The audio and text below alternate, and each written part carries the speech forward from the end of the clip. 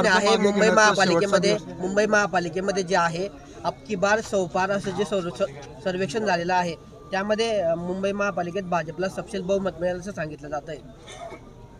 आपण बघा आता काय काय होतं। मी सांगितलं मुंबई असेल, पुणे असेल, पिंपरी चिंचवड असेल, ठाणे असेल, नाशिक असेल, कोणी किती गर्जना केल्या, किती बडबड केली तरी या ठिकाणी लोकांचा विश्वास हा भाजपवर आहे, देवेंद्रजीवर आहे, महायुतीवर आहे।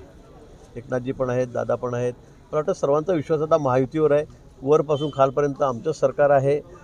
विकास करायचा असेल, चांगली कामं करायची असतील तर निश्चित महायुतीशिवाय आता पर्याय नाही। लोकांनाही माहिती आहे, कारण बाकीच्या पक्षांची हालत काय झालेली आहे आणि या निवडणुकीमध्ये लोक त्यांना कुठे नेऊन ठेवतील हे आपल्याकडे बघवणार नाही। इतकी वाईट अवस्था त्यांची होणार आहे।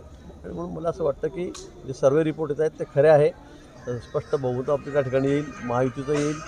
सगळ्या ठिकाणी मी ज्या ज्या महापालिका सांगितल्या त्या सगळ्या ठिकाणी एक हाती आम्ही ते जिंकू। आघाडीचा शेवटचा दिवस आहे, तुम्हाला या ठिकाणी 4-5 जागात जर बिनविरोध झालं तर एक हाती तुमची सत्ता आजच विजय निश्चित। मी सांगितलं बहुमताचा विषय नाही या ठिकाणी, आम्हाला 100% मागच्या वेळेला पण आमच्या 100% जागा होत्या। निकालाच्या वेळेचा विषय पण निकाल काय म्हणजे मग मी सांगतोय तुम्हाला की ते 100%। पण आज निकाल निश्चित होईल असं वाटतंय तुम्हाला? आजच पिक्चर क्लिअर होईल? तो झालेलाच आहे। आधी निवडणुकीला फॉर्म भरण्याच्या पूर्वी आमचे निकाल झाले असतात। आमचं काम इथे एवढं आहे, काय निकाल आमचं काम एवढं या ठिकाणी इथे भाजपच फक्त हे तुम्हाला सांगावं लागेल का मला?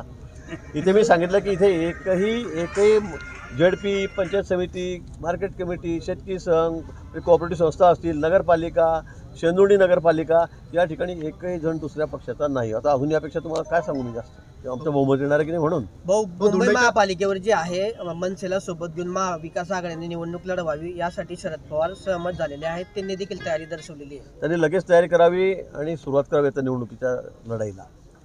दोंडाईच्या नंतर जामनेरमध्ये बिनविरोध भाजपने यश मिळवलेलं आहे। आज चित्र स्पष्ट होणार आहे। अजूनही काही नगरपालिका ज्या आहेत त्या बिनविरोध होऊ शकतात। आज प्रयत्न चाललेत पण अजून त्यात यश आलेलं नाही। पण अजून 2 तास आहेत। तुम्ही जर मला लवकर सोडलं तर मी एखाद दुसऱ्या